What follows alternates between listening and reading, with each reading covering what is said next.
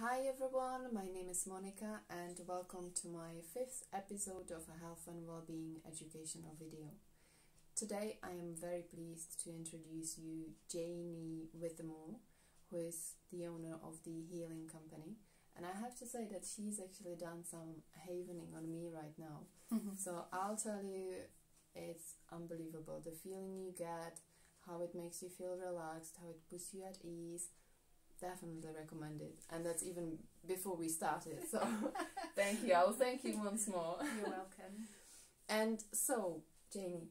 Yes, Monika. I really would like to say thank you for joining me. You're welcome. Because it is a pleasure.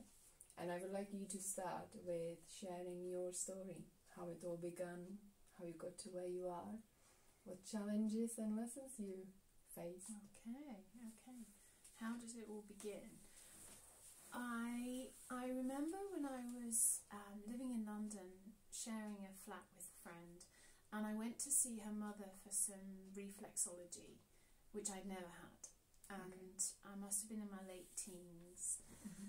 And I remember lying down and having this treatment just on my feet, because reflexology, I don't know if you know, it's just where you press points on the feet, and that was it. So I was fully clothed, just lying down. I thought just like a massage of the feet. No, because something happened in that session, and I didn't really understand what it was, but it was like the floodgates opened, and years of stuff poured out of me, and I was in tears. Wow. And I just didn't understand how that could happen, really, and what had happened. But it really began my interest in the mind-body connection and what we could achieve by accessing the body in a different way. Yes, yeah. That was the beginning. And then? And then, well, that was quite a long time ago, so I was in my late teens, and I'm a bit older than that now. Just a little. And so I've always been really interested in what makes people tick. I love to know how the brain works, what goes on in the mind, and how that affects us, and how we can affect ourselves by changing what goes on in the brain. So that mind-body connection and that loop both ways is really interesting to me. But in the early days I didn't quite understand it so neatly. I just knew that there was a whole world out there that I'd never been taught. I came from a fairly conventional upbringing, let's say, with a bit of a religious background, and anything that was outside of that, but that was what I would now call spiritual, but would not have been called spiritual then necessarily, was deemed to be inappropriate. Yes, I completely understand what you say, because that's exactly my case too. Okay. I was brought up to be Christian. Went to school, they taught me everything you've got to do, follow. But it has so far from the real spirituality that exists, really. That lies within us and everything around us, really. So I completely understand. So those rules that were made for me were not my rules, and they didn't sit very comfortably with me, and it meant that it took me a long time to find out who I really am. In fact, looking back, I'm not saying it was extremely harmful, because there were some good things about the way I was brought up. The morals of it were helpful for later life, you know, the compassion and understanding and being a good person and all of that, of course, really helpful. But I wanted more. I knew there was some stuff that was there, but I couldn't touch it. So when was the time when you kind of started stepping into it? Well, that reflexology session, I think, kicked it off. And then later on, I decided I wanted to go to drama school. And I think the reason I decided that was because I love to find out what happens in the mind when you think a certain thing, and how to connect with other people. Connection is hugely important for me. It's everything, our connection. And so being another character fascinated me. Having another accent, being somebody else, how you then could portray an emotion and connect that to another person and have them feel it. You know, all of that just really fascinated me. Besides, I was probably a bit of a show-off, because I was one of 6 children. And it was a bit like, hello, here I am, I need to shine. Absolutely, what can I do? I can be funny, I can be silly. I need to be seen. I need to be seen. And my siblings were very intelligent. The two before me were so intelligent. I think I thought, I must be stupid. I'm not even going to try. So I went a bit in the other direction, to be honest with you. I didn't have a lot of self-belief. I didn't have a lot of self-worth. What age were you around then? Well, that was my whole childhood, experiencing those feelings. Yeah. When I went to drama school, I was, late teens. Yeah. So that was my university. Yeah. And I got a degree at drama school, basically. Nice. And after that, I did some theatre work and I did a bit of TV work. And I became a very good waitress as well. Nice. As you do. As you do, yes. Yeah, I did like the work, but it was very hard, very judgmental. So much of it about what you look like. Having to look perfect, having to be thin, having to look beautiful, and such emphasis on things that to me were not what I wanted to be concentrating on, really. So how did the journey of self-discovery, I would say, yes, and what lies within you started? What I think alongside the jobs I was taking while I was just trying to live in London, kind of on my own, I was so drawn to helping people. I found reflexology first, and I studied reflexology, and I knew that was the beginning of a whole new thing. Then I found Reiki, and Reiki was an incredible mind and heart opener. Yes. I knew when I discovered that energy that was something else again. That was another layer. And it was through doing my Reiki, the first level was in something like 1990 something, that I discovered more about myself. I had a failed marriage. I had a few years of really very difficult times. I lost a dear friend to cancer before we were both 40.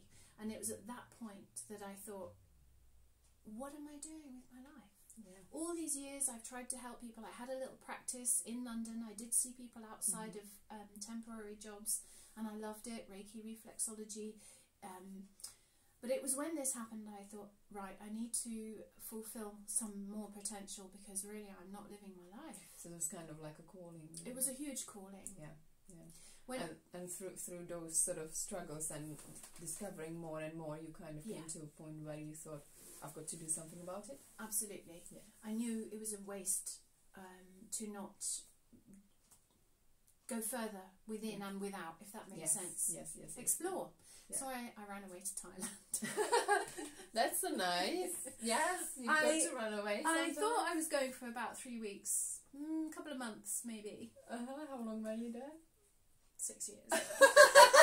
6 years. Well, that's the plan we make, right? Yeah, like me, 6 years. 2 years in England and it's already 12.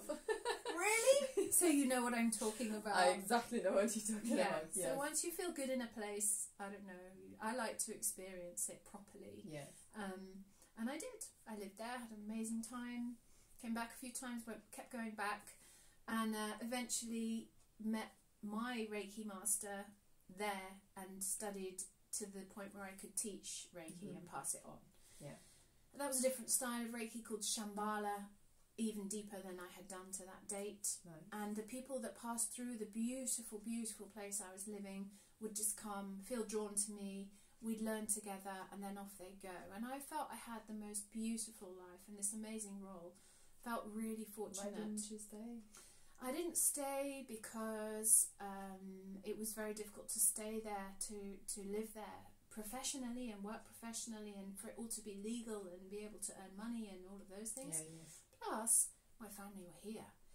And all those annoying siblings. That you love deeply? Very much so. Yes, had gone on to have lots of children, and I was missing out on them growing up, and I don't have any of my own. So I thought, I had to come back. Came back, integrated myself back into my hometown, and found a holistic centre. And here we go. From there, everything else happened. Nice. That's enough of my history. Lovely. And what would be the biggest lesson that you've learned along the way? I think for me, without going into too much detail, dealing with loss. Okay, yeah.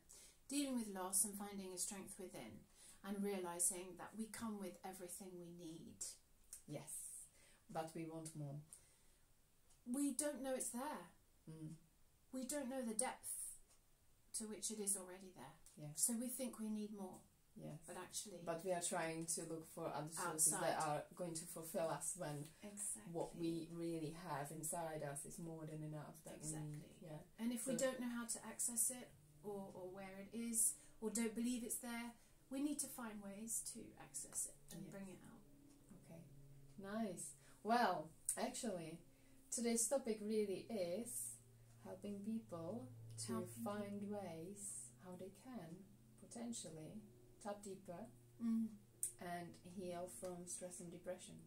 Yeah. I think it's a topic of the 21st century, really, because it's any generation, and with all the technology growing massively and so fast, it is becoming a global issue. And many people probably don't even recognize that they are suffering from stress and depression, because they have feelings but they're not sure what it is, you know, so they just keep going, isn't it right? Absolutely, yeah. So what is your take on how people live in the 21st century, and why do you personally think that stress and depression have become such a big thing? It's a really interesting question, isn't it? And it's one that everyone is starting to ask themselves, because it's becoming more and more apparent. This is an epidemic. An epidemic of anxiety, especially amongst the young people, the teenagers and the children, not even teenagers, children as young as 6. And, you know, it's easy to say, oh, social media, blah, blah, and yes, that is part of it. But I think, for me, it's a lack of connection. We think we're more connected. In fact, I feel we're less connected on a human level than ever. Yes. Because it's just taking place of real connection. And, you know, they say, there's quite a bit of research, and some people have written about this, that the opposite of connection is addiction. Yes. And I think that's such an interesting conversation. People are desperate for connection, and so they're clinging on to the wrong things. Yes. Yeah. So it's something that definitely needs to be addressed. I don't like to think it's too late, but some pretty radical things do need to change in order for children not to be experiencing these things at such a young age. Absolutely. But I feel that what you are doing, what I am doing, can help people to really heal from within, because it's all good to go and see the doctor and ask for drugs, and you know, that's just the option that, you know, is one way and it's the easiest thing to do. But then really, when we look at our lives, we know the answers. If you put the mirror in front of yourself and you ask yourself basic questions, how you live your life, how well you look after yourself, how well you eat, how well you exercise, where is your life balance, social balance, work balance, how is your relationship, how is your family? And if you answer all of these questions, you really come to understand that somewhere something is wrong, and that's why you're feeling sensitive. You can do, if you want to look. Yes. And the thing is, I think some people are so stuck, they don't even know they need to look. And if they think they might need to look, they still don't want to look for fear of what they might find. And they really seem to be holding on in sheer desperation, particularly men. And I know this is something that we've talked about, haven't we, about how men deal with things and how women deal with things. And I think that it's true that men are holding on desperately to this idea of what a man is and how a man needs to be, which is actually quite detrimental to their soul. It is, yes, because at the end of the day, we are all humans. Absolutely. We all have feelings. Yeah. We can all be hurt. Yes. We can all be loved. Yeah. And in every single human being, it reflects in different experience, in different, it's just, so although we are different, but we are all connected, we affect each other on a deeper level than we think. Yeah. So I would definitely agree that men can be vulnerable. They can actually admit, yes, I have a problem, I need help. And you know that help is out there. So I would encourage anyone to look into themselves and see, right, now is the time to do it. Yeah, there is actually a really big movement at the moment with the masculine and the feminine. And these two parts of ourselves, we all have masculine and feminine energy. whether you're male or female or somewhere else along that spectrum. It doesn't matter. We all have these energies, and we just need to be in balance. And it's when we're out of balance that things become so difficult for us. So the feminine needs the masculine for action, for energy, for drive, for getting things done. You know, it's all very well to be all airy-fairy. I mean, I'm quite a grounded person, and I'm not, you know, your woo-woo fluffy lady. Really, I'm quite direct. Good, I think I can tell. Sorry, I'm not too direct at home, but I am quite direct, because I think we are here, we are on this planet, we are on the earth, we have to get things done. The more grounded you are, the more you can open up above here, so then getting the best of both worlds. Men, I think, sometimes find it harder to get up here, and women find it harder to come down here. So we balance need to meet in the middle. Yes, absolutely. I agree. So it's a dance of the feminine and the masculine, and the new movement of the sacred masculine. There are people I know doing great work, helping men and helping boys to feel their emotions. This is where it has to start.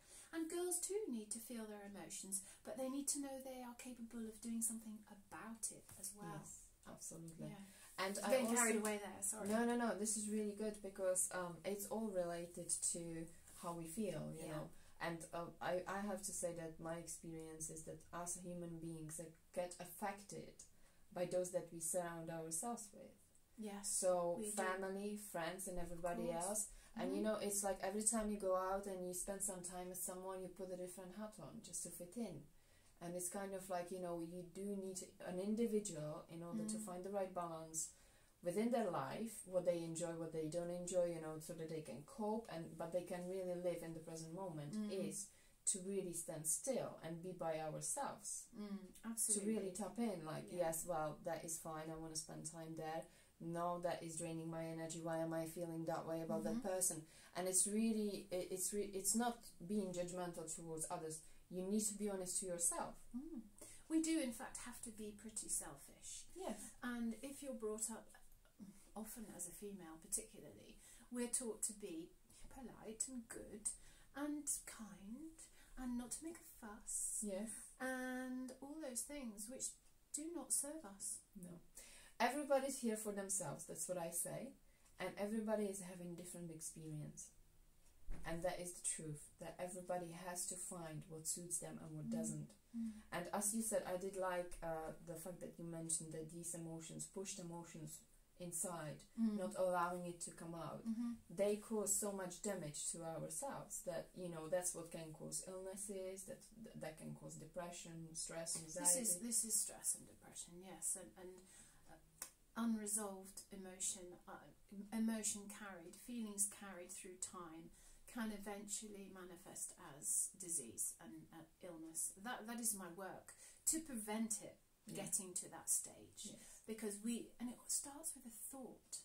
And if you know about the law of attraction, which I'm sure you do, I know you do, you understand that anything that you put out there is what you get back. Absolutely. And so our negativity, should we have that, will only be attracting more negativity. Just like if you get out of bed on the wrong side, so we say, and you're grumpy and your day goes really badly and you wonder why. And, but that's where it started with the thought. That's where it started with the thought. And so those thoughts, if we are experiencing difficulties as children, for example, we may carry these thoughts and they may then end up staying with us rather longer than they should. And that's where I do my work, to get rid of these things so that they don't cause longer term harm. So you work with an individual. I kind of have one sentence in head, and it's the one that you're not good enough. I just feel that, you know, that sentence should never been said in the first place, because everybody who is here is good enough the way they are. It's not really said, but it's so often implied or perceived. It's quite rare, I think, for it to be literally said.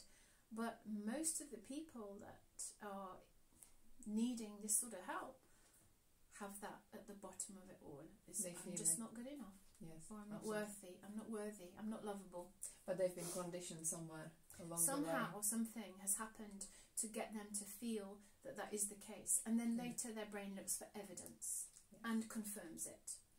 And that's what happens in the brain, and that's what we do. We stay within our little tram lines of experience unless we choose to hop out. And it's that bit that's exciting, isn't it? Absolutely. When you choose to hop out of your conditioning and say, okay, that's only because that's all I've experienced. Yeah, I would probably compare it to driving to work. Because you always go the same route. Right. You probably, the morning routine follows every day the same way. And then after some time we are surprised that, we are not feeling as enthusiastic as when we started. But this is because we created those kind of pathways that we follow again and again and we again. don't see the route. We don't notice what's happening. Yeah. It's autopilot, totally autopilot. basically, So that can really slowly start slipping, doesn't it? And I always encourage everyone to break any habits, any routines that they created throughout years, because that is more impactful when they do that. And just even like I recommended to actually someone to sleep on the other side of the bed, turn it upside down, move the room and everything. And even that really creates like a new experience. So it kind of confuses the brain, and the brain starts picking up. It's like keeping on your toes. Yes. Brain-wise. Yeah. I love change for that reason. Yeah, me too. Yeah. I need to change my room no, sometimes. Everyone does though. Some people really no. don't. It threatens their feeling of safety. So. Yeah, but it's again for everyone to find what suits them, what works for them. Sure. But as they say, if you stay in the same place or if you go to the same places, you will always have the same experience. Exactly. So, the choice is always ours, isn't it? So is it the time to do something about it now? Yes, it is. I would like you to actually answer in a short description what Reiki is and what Reflexology is and what havening is, because I would love to hear a bit more about it, although having experienced it just a minute ago. So please. Okay, so I'll start with Reflexology, because that's where I started with my whole journey. Reflexology is something that's been around since Egyptian days. Apparently there are pictures in tombs of people doing things on people's feet, so it's probably been around for a very long time. And in Indian documents, the Vedic documents, it's all there. In the more modern times, people have taken a plan of the foot and divided it up into sections.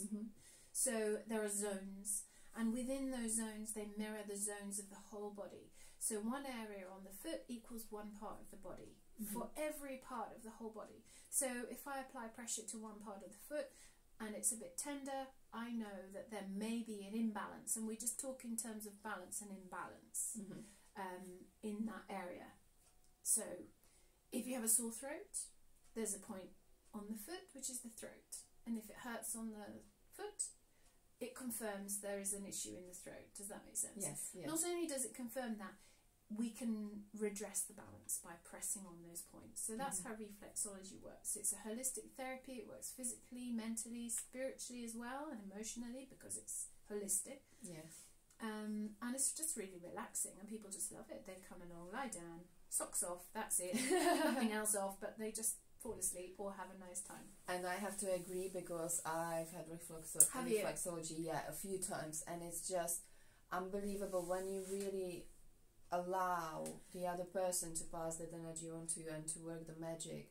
It just relaxes you, it puts you at ease, it just really, as you said, it balances you. And it's just unbelievable that through feet that can be done. Like I was having some headaches, and I thought I've got to have a look into it and find the pressure points, and I did it for like a week. I massaged my feet every night, and it really helped. Yeah, it does. So it really is incredible. I have a lady that comes every month, because she gets headaches every month, but she comes at the right time. Yeah, she gets no headache. Brilliant. Yeah, that is exactly what we are talking about.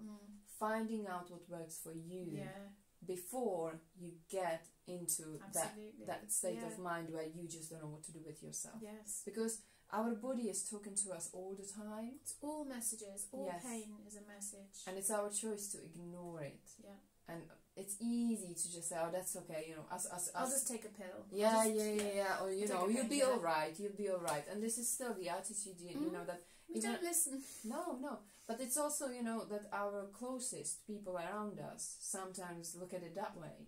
So we ignore it because we got that approval of doing it that way.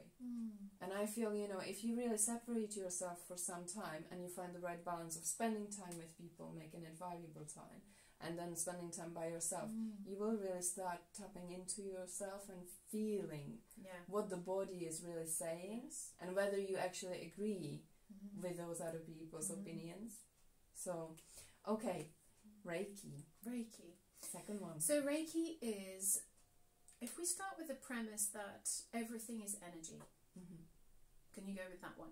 Everything. I can, and I would encourage everyone to do the same. Yes. Everything is energy. Even these solid things here in this room are still energy. Everything is atoms vibrating at a certain rate, whether fast or slow, whether dense or separate. So this means that we too are energy. This means that energy is everywhere, all around us. Universal life force energy is the energy that we call the energy that is everywhere around us. When you do Reiki, you can bring that into yourself and give it to someone else. That's it.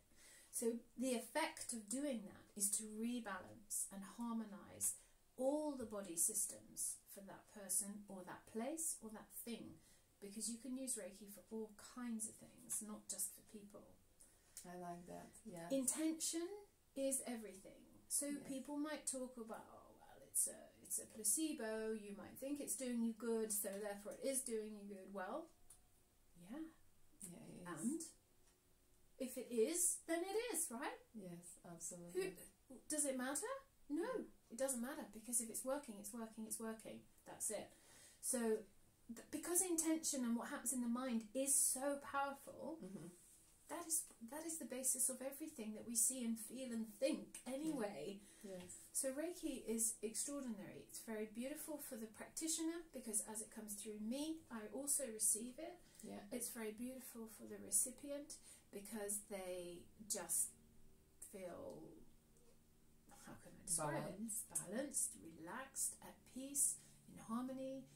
Aches and pains. I love that, at peace, because you know, I have to say, I was talking to someone earlier, and he does loads of exercising, you know, like he exercises 7 times a week, and I thought, actually, because it helps him to stop his mind. Yes, and exercise helps a lot of people like that. Yeah, exactly. But I did ask the question, actually, can you actually relax completely and just be still and in peace for, let's say, 20 minutes, an hour or so? And there was a hesitation, and you know, when I mean years ago, I was not capable of doing that. But now when I found it, I just hold on to it so much, because it's just such a beautiful place to be. It's just when you really feel in complete balance with yourself, that peace from within, and nothing matters. Just you and you. It's when you experience that. That's called the relaxation response. It's a documented physiological thing that happens when you're in meditation, when you're choosing to relax in that way, when you're clearing your mind, sometimes when you're gardening, sometimes if you're swimming or walking or whatever, for different people, whatever yes, your again. thing is, you know, it's meditation of a sort.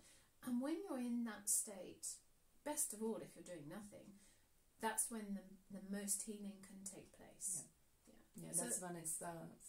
It makes room, because you're out of the way. Your brain, your analysis of everything, your logical mind is taken out of the picture, and so you can begin to heal on a very deep level. And actually, the Reiki practitioner is facilitating that healing. So it's not some kind of guru magic, you know. It's actually the person themselves having their own healing processes kick-started by this amazing energy and lifted by that energy. And more light being brought into the body. But that's a whole other story. Absolutely, but I like what you said. You know, we are talking about energy here, and yes, we are energy. And I don't know why, I just thought about my granddad who passed away last year. Okay. And I remember you said it's hard to deal with losses and stuff like that. And I have to say, I used to be petrified and super scared of dying, not being here, not experiencing, not being able to hug my mom anymore. And you know, I remember even when I was a young girl, I went to my grandparents and I was staying over, and in the middle of the night I woke up and I was crying, and I said, I need to go home, I need to hug my mommy. I was so scared. And now, actually, when my granddad died, I didn't cry. I read a poem. I've read a whole letter to everyone in front of 100 people, whatever that was. Lovely. And I was getting ready, and I knew I will pull it because I understood that we are here only visiting and that our soul needs to go at some point. And it was a relief for him. Yeah. But talking about the energy, when I went to see him today, they nearly forgot to show me him. And I thought, when I went to read it, I was like, can I actually see him? And I was like, oh, we forgot. Oh, really? Did you? Like, you know, I'm doing so much here. And when I went there, you know, I did want my brother. I wanted someone to be there, you know, so I hung on him and he went with me. And I stood there and they just took it off. And I was looking at that body, cold, but they put that face that's sort of like, you know, completely accepting what happened, like happy. He lived, he enjoyed life.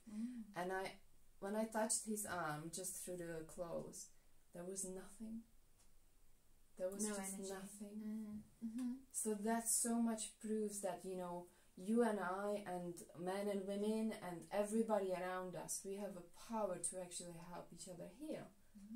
And through Reiki, that is beautiful, that you can go even further. But it really proves that yes, we are energy, we are here, and one day that energy will be gone.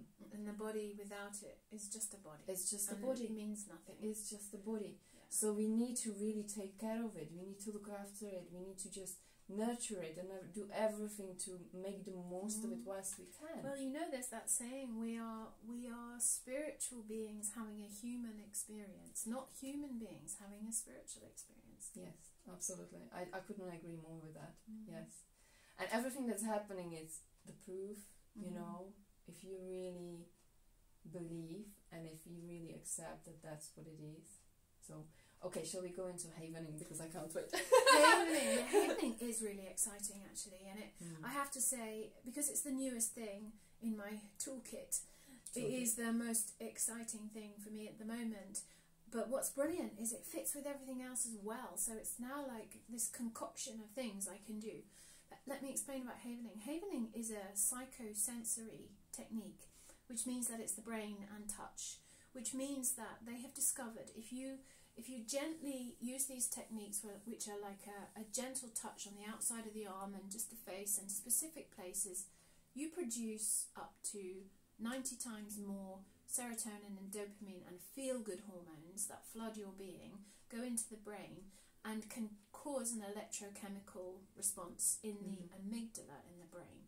Wow. In the amygdala in the brain is where we store our emotions connected to an event. So say something happens to you in a traumatic way, your brain will take a snapshot of everything. So if, for example, you're in a, God forbid, a horrible car accident, your brain will take a picture of the colour of the chair in front of you, or if you're on the front, the window, the weather, the smells, the feel, everything. The whole event. Sight, sound, touch, if there's taste. And it codes it in, doesn't it? It's everything is encoded, exactly. And say then, for example, somebody wearing a red dress comes up to the window and says, "Oh my God, are you okay? Are you okay?" Your brain will maybe see the red, put that in the picture being fear, death, potential, threat, fight or flight or freeze. And that's there. That is your memory in the brain. So years later, somebody comes up to you in a red dress and you think, "Oh, I don't like her at all. She makes me feel weird." And you have no idea why. And that can explain. It may be, yeah. So just to explain how we store these things, we don't always make the connections in our mind, because often they're happening when we're very, very young. And they may be very small events that are quite insignificant to an adult. But as a child, they are so meaningful because they threaten abandonment by the parent or the withdrawal of love, the most basic primal things. And so anything that causes trauma at that age is stored. And then later, if you really experience or are triggered by a similar situation, your brain goes, "Aha, I need to protect myself, this is really dangerous, I'm going to produce all this overproduction of adrenaline, I'm going to feel sick, I'm going to want to run away, I can't breathe, whatever it is, in response to that original thing. Yes. So to very briefly skim over the science part is to say that when we do the havening techniques, we are delinking that emotional content from the brain. So the event is still there, the car crash, if you like, is still in the memory, but it's not full of awful, horrible things. It's just neutral. So it's freedom. It's freedom for people who have phobia, who can't leave the house, who maybe have had something so terrible happen to them they can't even speak of it and it's holding them back in life, who maybe can't speak in public and need to for their work.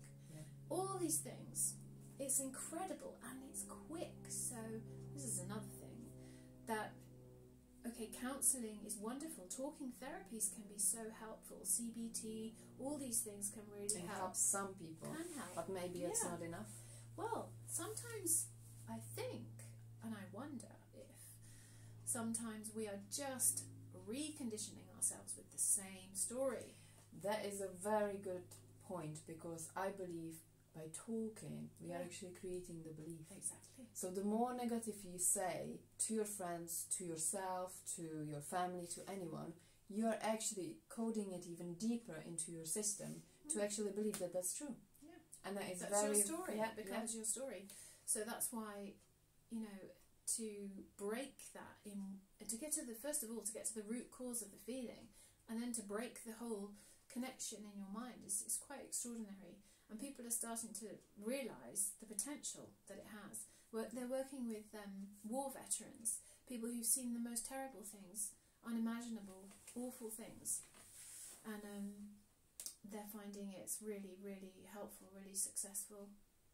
I think the most scary part in all of this is to really put the mirror in front of ourselves and admit that there is a problem, deeper problem than just what's on the top, that we might need to actually be dealing with.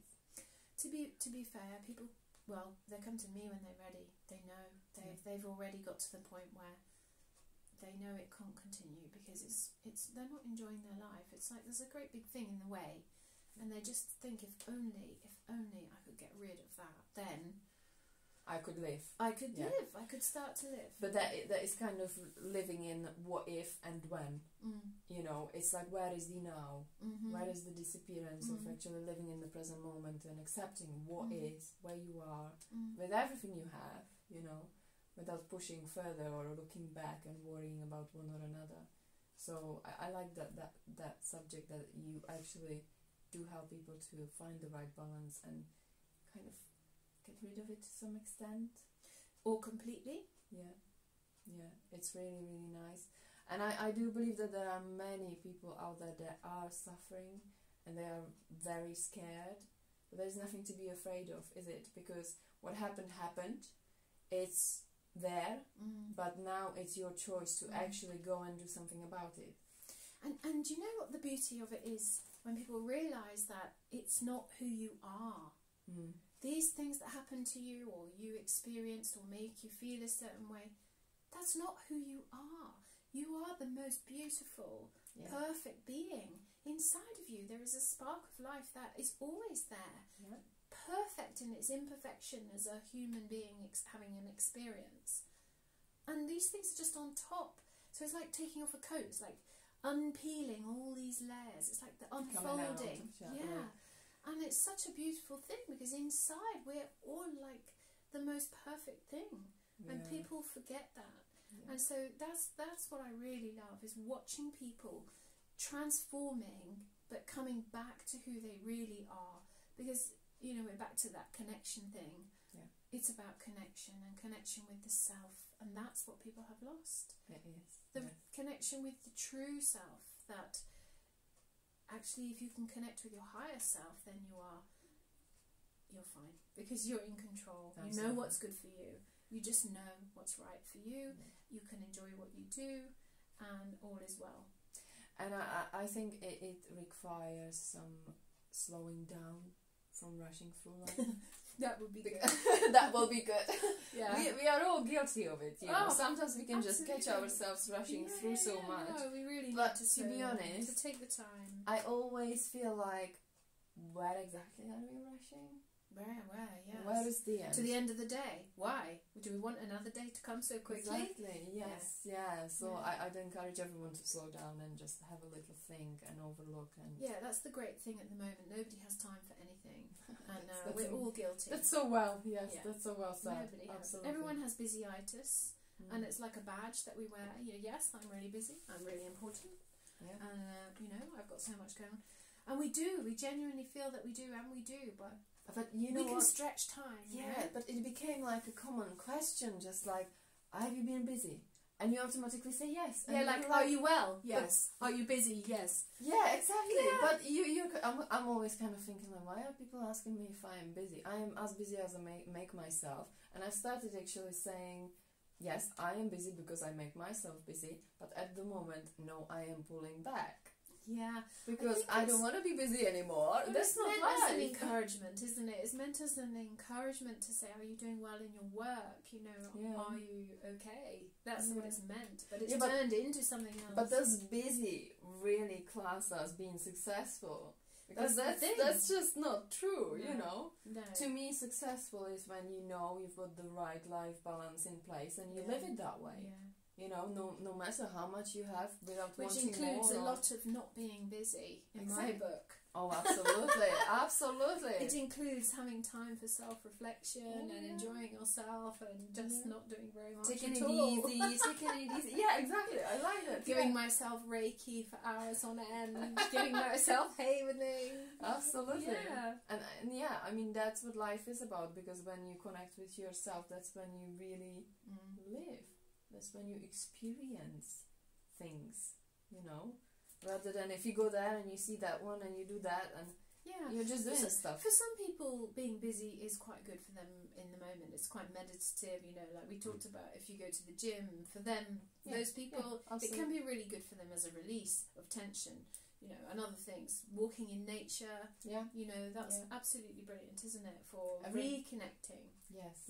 With yourself and with the world around you in a good way. And that's exactly what we were saying, like, different things suits different people. Yeah. So one has to look for what suits them, really. It's not like we are suggesting this will be good for you. No. Everybody needs really reflect on who you are, what suits you. Yeah. So that's the encouragement, really. Yes, definitely. Nice. Find what works for you. Lovely. Lovely way of finishing it off. Well, so, shall we go to the last sort of... I'm going to call it top tip for men and women. Yeah. How they top tip. can help themselves to heal. And I don't think it's fair to say from stress and depression only, but in general, how they can heal themselves when they really feel that there is something just not right within themselves. What would be? Okay, well, my first natural response to that is... come to see me. There it is. Because that's my job. Yes. But the and reason I can confirm. Yes, it's wonderful. This lady has got the magic in her hands. But the reason, it's not just the magic in my hands actually. The reason for that is because I can facilitate people connecting with themselves. So if you want to find a way to do that in your own way, whether that's choosing a moment to discover what it is that makes you happy. But when I say makes you happy, I mean in a real deep sense. Some people never find that. Some people really don't know. So how would you describe being happy? How does it feel for you? For me... Because I know how it feels for me. I have about 5 different ways of being happy though. Wow, okay. Because I have super excited happy. I can tell you're the kind of person booming with energy. Yeah, and I also have amazing, chilled, calm, serene, very content happiness. Yeah. They're levels and layers of the same thing. But I need to connect with an essence of me in order to feel that. Even if it's brought about by an external situation, whether it be, like I said, walking in nature is a great one for me, or being with my dog, or being with my partner, or listening to the most amazing piece of music. it sparks off something in you that you recognise and you feel you're at home. I love that. Being at home, inside. Yeah. I mean, that just makes me feel it right now. Oh, that is so beautiful. Do you know what I mean though? I don't do, want to exactly, sound too simplistic, but no, and you know, that is the beauty in it, because you found it, you know it, and more people, I wish they found it too, because for me it is when I feel warmth in here, and when I feel excited, and when I don't think about anything than that moment, and it just comes out naturally, and you know, it affects your whole body, and sometimes I feel like goosebumps across my whole body, and it's just beautiful, because you know that you are doing exactly what is good for you, for your health and well-being. I think you're right in that, being in the moment. I think that actually is key. But if you're in the moment, you can't be worrying about tomorrow, you can't be stressing about what you did yesterday, you can't be thinking about all the great things you've done or the terrible things you've done. You have to just be as you are, and there is no room for worry. And we all know, if you worry, what does worry do? It just brings that into your world. The more you worry about a thing, you're just asking it. You know, the universe doesn't hear, I don't want to be ill, it just hears ill. So we need to think, well, all is well, I am well, life is great in this moment, that's all there is. Absolutely, and I would say acceptance.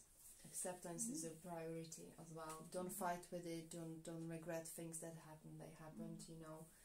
It's accept exactly where you are, who's around you, and take it from there. Well, to a certain extent, because sometimes if you're in a situation that is not right for you, you need to get out of there. Well, yes, of course. But, you know, take it from there where, yes, this is where I am right now. That doesn't mean I have to be there tomorrow. Kind of thing. You know, things don't happen like in 24 hours. But if you accept it and then you actually recognize it, then you really put yourself into a position where you can do something about it. Rather than just overlooking it and saying, oh, it's okay, it's fine. So, anyway, I like that. Well, shall we get into the last question? Sure, what's the last question? I love bringing people together, and I do believe that we are all humans, men, women, it doesn't matter, we are all one. And so we all have our ups and downs, of course. Yes. And I would like to find out from you, how do you deal with your challenging times? Okay, how do I deal with my challenging times? I think number one is preparation. Good, yes. You prepare yourself. I prepare myself by doing certain things, though, energetically, that mean if things happen to me, they happen around me rather than to me.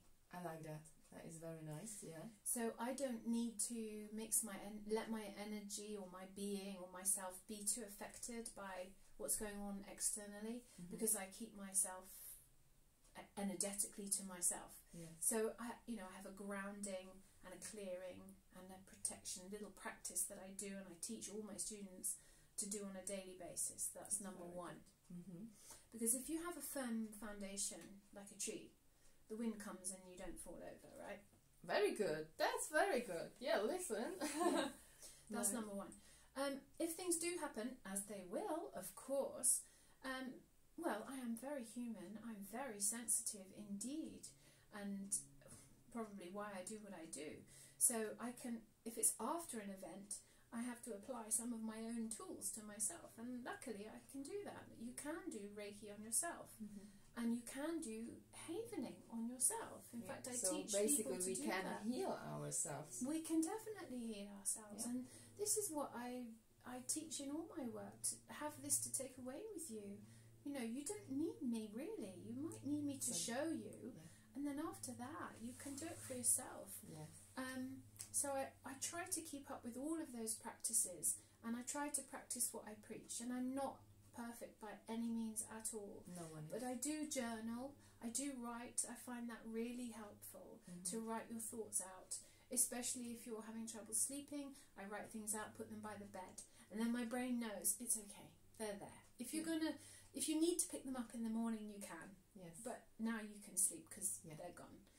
Things like that. I walk outside every day with the dog, because I think that's, well, I have to. She needs a walk. But apart from that, I've realised how important that is. Yeah, and just being aware. Also being kind. I know that sounds a bit... No, I think it's important to be kindness is actually a wonderful medicine. Not to only ourselves, but to others. Absolutely. To ourselves, of course. What but goes being around kind comes to other back people, around. not only because it comes back to you, so it's not just like an insurance policy, but because when you do a good thing, or you hug somebody, you actually produce oxytocin, which is a cardiovascular preventer. So it actually increases the blood flow in your whole system, which means you're more healthy. So this is what the great author David Hamilton teaches, and I love his work, and he talks about why kindness is actually good for you. So it's not just good to be kind, it's actually good for you to be kind. You know, it's helpful. Kindness and forgiveness are the great healers. They really are. Forgiving people who've hurt you, that is the way to heal yourself. That's a very big subject, actually. It forgiveness. Is. I'm sorry, it's rather large. No. I kind of am going to encourage it that we do another video about forgiveness and talk about that. Fair enough. Because it would take a while. Yeah, it might. Even in my life, you know, I was trying to kind of be angry at people, and the damage I caused to myself, I thought, is it really worth it? Come on, they had experience different to mine. They acted a certain way because of whatever their beliefs were. I took it personally because I was vulnerable and inexperienced. All of this takes place, but when you really forgive them, you just set yourself free. And I like you use the word freedom, and I love my freedom here. That is just something you can't really buy anywhere in the shop. That just has to... Yeah, true. So, yeah. So if you're up for it, then we will do another one at some point, and we will talk to you guys about forgiveness. Because I would encourage everyone to tap into it. So, yes. Perfect.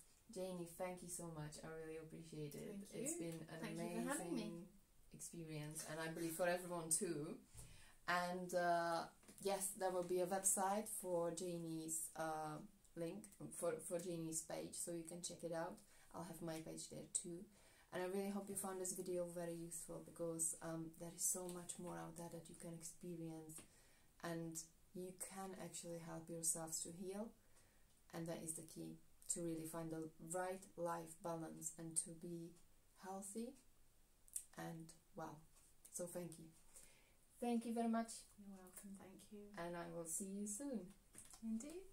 Take care everyone, and see you soon. Bye. Bye-bye.